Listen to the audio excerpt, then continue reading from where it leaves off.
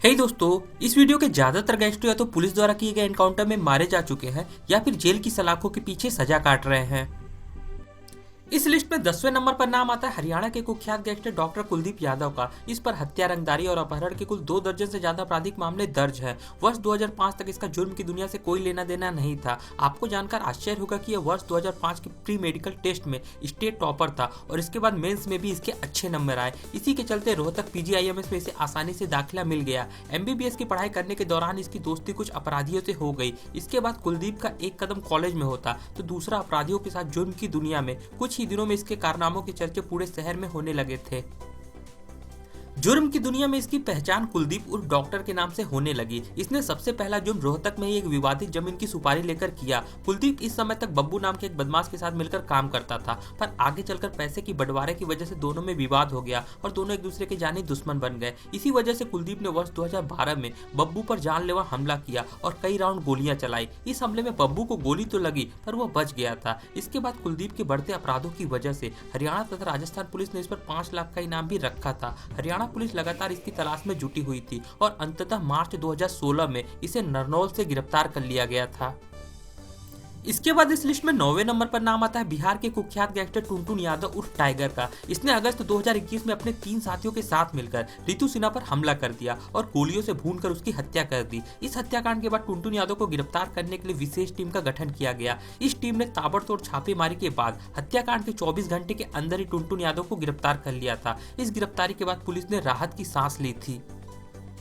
इस लिस्ट में 8वें नंबर पर नाम आता है जयपुर के कुख्यात गैंगस्टर अजय यादव का। इस पर हत्या के प्रयास, लूटपाट और जबरन वसूली के कई आपराधिक मामले दर्ज थे। अजय यादव और प्रदीप यादव एक दूसरे के जानी दुश्मन थे और दोनों गैंगों के बीच गैंगवार होते रहते थे। इसी दुश्मनी की वजह से सितंबर 2021 में प्रदीप यादव ने अपने साथियों के साथ मिलकर दिन दहाड़े गोलियों से भूनकर अजय यादव की हत्या कर दी थी। हत्या वाले दिन अजय यादव अपने एक साथी के साथ एक चाय की दुकान के बाहर खड़ा था। उसी समय 2 स्कूटी पर सवार होकर आए प्रदीप यादव और उसके साथियों ने गोलियों से भूनकर अजय यादव की हत्या कर दी।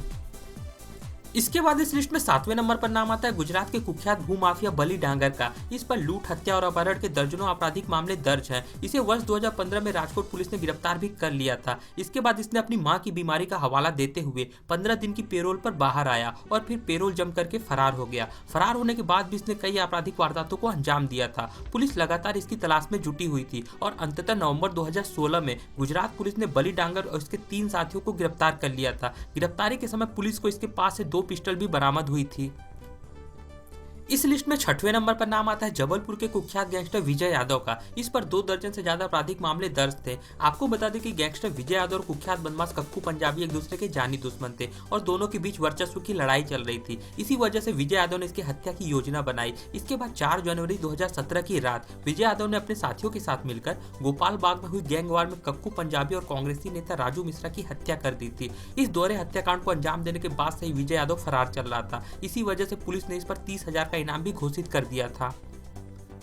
पुलिस लगातार विजय यादव की तलाश में जुटी हुई थी। इसी बीच पुलिस को सूचना मिली कि यह शहर में किसी बड़ी वारदात को अंजाम देने की फिराक में घूम रहा है। इसके बाद पुलिस ने इसे पकड़ने की योजना बनाई और सुबह 4 बजे पुलिस ने विजय यादव और उसके साथी को घेर लिया और सरेंडर करने को कहा। खुद को पुलिस से घिरा पाकर विजय यादव और उसके साथी ने पुलिस पर फायरिंग शुरू कर दी। इसके बाद पुलिस ने भी जवाबी फायरिंग की जिसमें विजय यादव और उसका साथी मारे गए थे। इस एनकाउंटर के बाद विजय यादव के घर वालों ने इसे फर्जी एनकाउंटर बताया था। हालांकि मजिस्ट्रियल जांच के बाद एनकाउंटर को सही पाया गया था।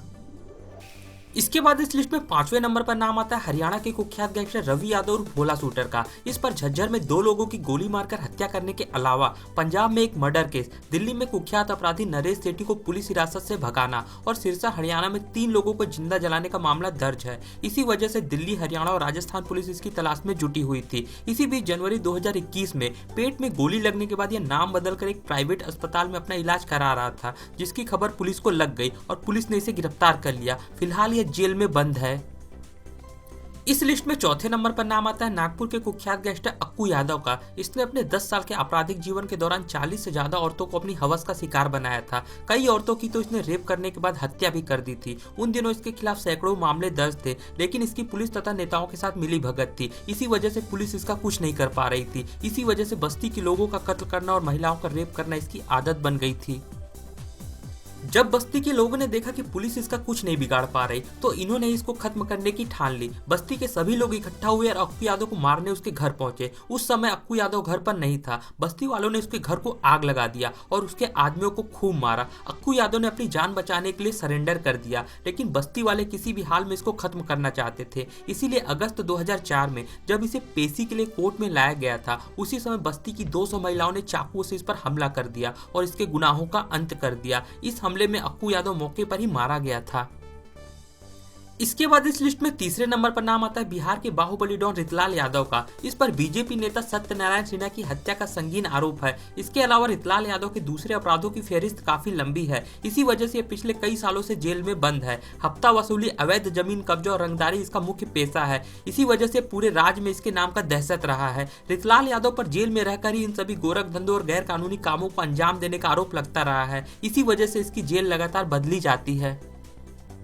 इसके बारे में कहा जाता है कि पटना के दानापुर डिवीजन से जितने भी रेलवे टेंडर निकलते थे वो सभी रितलाल यादव के पास ही जाते थे और जिसने भी इसके खिलाफ जाने की कोशिश की उसे मार दिया गया। बीजेपी नेता सत्यनारायण की हत्या के बाद रितलाल यादव एक बार फिर से चर्चा में तब आया जब बख्तियारपुर में चलती ट्रेन में 2 रेलवे ठेकेदारों की हत्या कर दी गई और जिसका आरोप भी रितलाल यादव पर लगा। उन दिनों इसका एक विरोधी था चुन्नू सिंह। रितलाल यादव ने चुन्नू सिंह की हत्या छठ के दिन छठ घाट पर ही कर दी थी। वर्ष 2010 में इसने पुलिस के सामने सरेंडर कर दिया और तब से यह जेल में बंद है। इस लिस्ट में दूसरे नंबर पर नाम आता है यूपी के बाहुबली डॉन डीपी यादव का। शुरुआती दिनों में यह दूध बेचने का काम करता था, लेकिन जल्दी पैसा कमाने की चाह में इसने दूध को छोड़कर शराब के धंधे में उतर गया। शराब के धंधे में इसने बहुत दौलत कमाई और इसके बाद इसने राजनीति में कदम रख दिया। वर्ष 1989 में यह पहली बार विधायक बना और मुलायम ने इसे पंचायती राज मंत्री बना दिया था। अगर बात इसके आपराधिक जीवन की करें तो इस पर रंगदारी, अपहरण और फिरौती के कई मामले दर्ज हैं। इस पर वर्ष 1992 में अपने सियासी गुरु महेंद्र सिंह की हत्या का आरोप लगा था। इस हत्या के केस में कई सालों तक जेल में रहने के बाद अभी हाल में ही यह इस मामले में बरी हुआ है। इस लिस्ट में पहले नंबर पर नाम आता है अरुण गौली का। इसका जन्म महाराष्ट्र के अहमदनगर जिले के कोपर गांव में हुआ था। वर्ष 1970 में अरुण गौली ने जुर्म की दुनिया में कदम रखा और रमा नायक और बाबू रेसिम की गैंग बैकुल्ला कंपनी में शामिल हो गया। वर्ष 1988 में पुलिस ने रमा नायक को एक एनकाउंटर में मार गिराया। इस एनकाउंटर के बाद अरुण गौली ने बैकुल्ला कंपनी की कमान अपने हाथों में ले ली। गौली का मानना था कि जिस एनकाउंटर में रमा नायक की मौत हुई उस एनकाउंटर की योजना दाऊद ने बनाई थी। इसी वजह से गौली गैंग और दाऊद गैंग के बीच गैंगवार शुरू हो गई। वर्ष 1988 से 1990 के बीच दाऊद की डी कंपनी गैंग और गौली गैंग के बीच भीषण गैंगवार की शुरुआत हो गई। उस समय गौली गैंग काफी खतरनाक थी, जिसकी वजह से डी कंपनी के बहुत से गैंगस्टर जैसे शरद शेट्टी, छोटा राजन और छोटा शकील डर की वजह से मुंबई छोड़कर दुबई भाग गए थे। आपको बता दें कि क्रिमिनल गतिविधियों के लिए गौली को कई बार गिरफ्तार किया गया और कई बार इसे लंबे समय तक जेल में भी रहना पड़ा था, लेकिन ज्यादातर केसों में पर्याप्त सबूत के अभाव में इसे छोड़ दिया जाता था। लेकिन अंततः शिवसेना लीडर कमलाकर की हत्या के आरोप में कोर्ट ने गौली को दोषी करार देते हुए उम्र कैद की सजा सुना दी थी। दोस्तों, अगली वीडियो आप किस टॉपिक पर चाहते हो नीचे कमेंट करके बताओ। ये वीडियो अगर आपको अच्छी लगी हो तो लाइक और शेयर जरूर करें। इसी तरह की और वीडियो के लिए हमारे चैनल को सब्सक्राइब करें। मिलते हैं अगली वीडियो में, तब तक के लिए धन्यवाद।